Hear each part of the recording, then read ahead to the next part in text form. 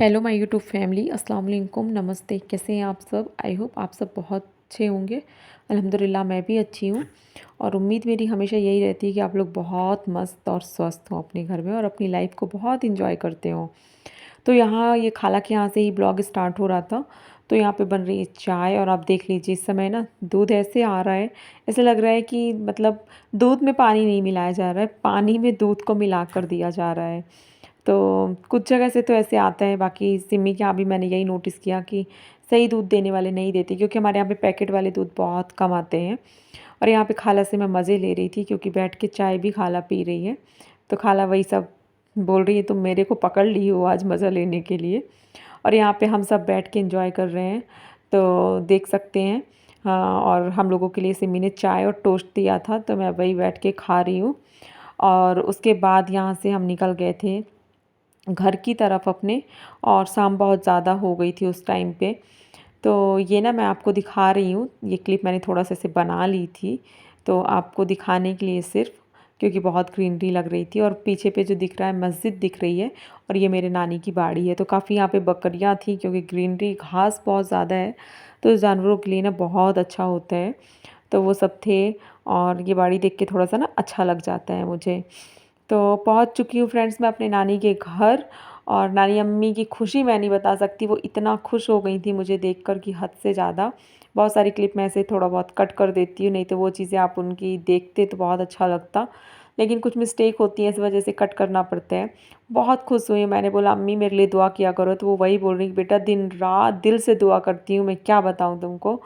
उनका वही चीज़ था, और बहुत सारी नॉइस आ रही थी ना, इसलिए उनकी आवाज़ मुझे कट करनी पड़ी। और यहाँ पे नानी बोली बेटा बैठ जाओ, यहाँ पे बैठ जाओ, तो मैं उनके पास ही बैठ गई यहाँ पे नानी के घर। और मुझे अंदर से ना बहुत घबराहट हो रही थी, क्योंकि लेट हो रहा था और घर भी जाना था। तो मेरे नानी का घर ना रास्ते में बीच में पड़ता है, खाला के घर के और हमारे घर के बीच में। मैं सोची नानी से तो मिल लेती हूँ थोड़ा देर, नहीं तो फिर मेरा निकलना होता नहीं। और नानी का सिर्फ यही कहना रहता है कि बेटी आते जाते रहा करो, घूमते रहा करो घर की तरफ। तो अना यहाँ पे एक ब्रेसलेट ली थी, और ये ब्रेसलेट ना जब हम लोग 9th 10th क्लास में थे तो ये मेरी सिस्टर के पास था। ऐसे ही कुछ था, मतलब इससे थोड़ा और ज़्यादा अच्छा था वो। तो अना से मैंने बोला थोड़ा सा मुझे पहना दो। उसके बाद नानी के यहाँ बन रही थी ये मूंग दाल की मंगौड़ी। तो खाला सारा कुछ करके यहाँ पे रख ली थी, मसाला वगैरह तैयार करके, आप देख सकते हैं दाल के ऊपर। और बहुत ज़बरदस्त खाला बनाती हैं। तो मैं आपको वही चीज़ बता रही थी कि मूंग दाल मंगौड़ी के लिए मुझे खाला बोल रही खा के जाना, खा के जाना। और मुझे ना अंदर से बहुत बेचैनी लग रही थी। और बहुत टाइम से मैं निकली थी घर से, मतलब कि मैं कितने बजे चली गई थी अपने घर से, वहाँ 4:30 के दरमियान गई थी। और आने में करीब ना 6 बज गए थे घर जाने में, मतलब मेरे। तो यहाँ पे खाला भी प्याज कटिंग कर रही है उसी के लिए, आसमा खाला भी बैठी हुई है यहाँ पे। तो शाफिया खाला का ये प्रिंटेड सूट ना मुझे बहुत अच्छा लग रहा था, और मैं सच बताऊँ तो मुझे प्रिंट वाले कपड़े बहुत ज़्यादा पसंद है। तो मैं शाफिया खाला को ऐसे क्लिप बना रही थी और उनकी तारीफ़ भी कर रही थी सूट की। और ये खाला ना बहुत फाइन चॉप करती हैं प्याज हाथ से ही। तो यहाँ पे ये बैठे थे, और मैं उनसे बोल रही थी कि वीडियो क्वालिटी इतनी अच्छी आ रही मामा आपकी तरफ की हद से ज़्यादा। तो वो हंस रहे थे इसी वजह से। और यहाँ तक आ चुके हैं वीडियो में, तो प्लीज़ मेरे वीडियो को लाइक कीजिएगा, चैनल में न्यू सब्सक्राइब कीजिएगा, बेल आइकन ज़रूर से प्रेस कीजिएगा। तो खाला सब कुछ यहाँ पे मिक्स करके रख देंगी, और उनकी जिद थी तुम खा के ही जाओगी। उतने में ना अम्मी का कॉल आ गया कि आ क्यों नहीं रही हो घर, बहुत ज़्यादा टाइम हो गया है।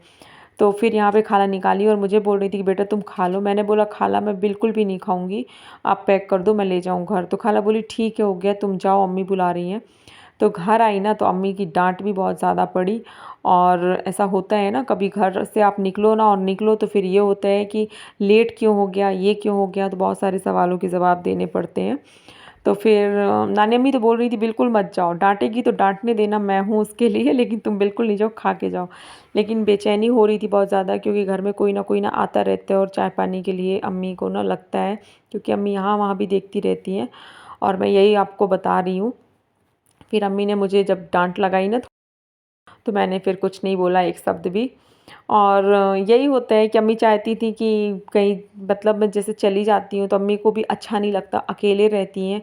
तो उनको लगता है कि कहीं जाना एक तो हम लोग का निकलना ही नहीं होता घर से बाहर, बहुत कम कंडीशन में मैं घर से बाहर जाती हूँ, वैसे मैं जाती ही नहीं हूँ, आपको पता है। तो यहाँ पे सब कुछ हो गया। उसके बाद अम्मी ने डैडी को रोटी वगैरह बना के दे दी थी और ये सब्ज़ी थी भिंडी की बनने को सुबह पे। तो मैं इसको मतलब नाश्ते के लिए तैयारी जो होती है, तो मैं इसको धुल के रख लूँगी अभी, जिससे ये थोड़ा मतलब सूखेगी, उसके बाद इसकी कटिंग होगी। तो फ़िलहाल अभी यहाँ पे बर्तन रखे हुए हैं काफ़ी सारे धुलने के लिए, तो मैं उन्हें बाद में साफ़ करूँगी। पहले एक-एक से भिंडी वगैरह अच्छे से साफ़ कर लेती हूँ।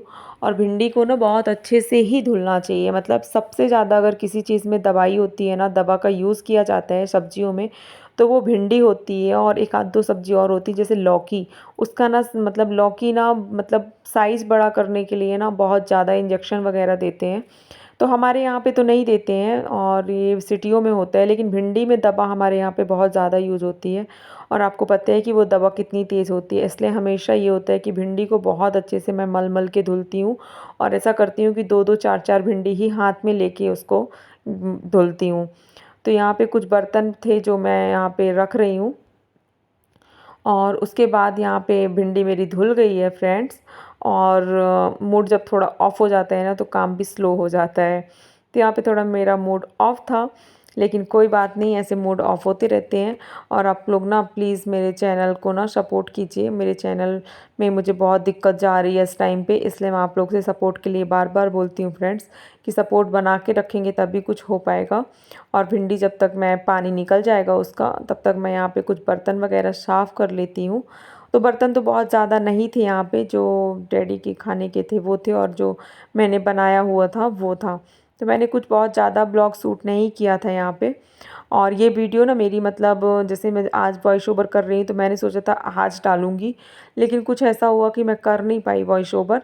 इस वजह से ये वीडियो मेरी लेट हो गई, एक दिन मतलब बाद जाएगी। और काफ़ी लोग मुझे बोलते हैं कि आप रेगुलरिटी रखो, वीडियो डेली डालो, लेकिन मैं ना फ्रेंड्स डेली वीडियो डालती ही नहीं हूँ। सबसे बड़ी ना बिग प्रॉब्लम मेरी यही है कि मैं चैनल पे डेली वर्क नहीं कर रही हूँ, ब्लॉग डेली अपलोड नहीं करती हूँ। और आप लोग बस अपना प्यार दिखाइए, अच्छे मेरे व्यूज़ आएँ, अच्छे से चैनल ग्रो करें ना। तो चैनल ग्रो करता है ना फ्रेंड्स, तो बहुत ज़्यादा दिल भी लगता है काम करने का। लेकिन जब इतना कुछ ज़्यादा मेहनत करो ना, और फिर वो मेहनत का रिज़ल्ट ज़ीरो मिलते हैं, तो दिल टूट जाता है। और जब दिल टूटता है तो फिर कुछ अच्छा नहीं लगता, चाहे कुछ भी हो। तो पता नहीं ऐसे क्यों हो रहा है, बट ऐसा लग रहा है कि मैं काम करूँगी तो फिर सब ठीक होगा इंशाल्लाह। और अभी ये वाला ब्लॉग डालने के बाद देखती हूँ कि क्या होता है, क्या रिज़ल्ट है मेरा। फिर मैं आपसे नेक्स्ट ब्लॉग में उसका शेयर करूँगी।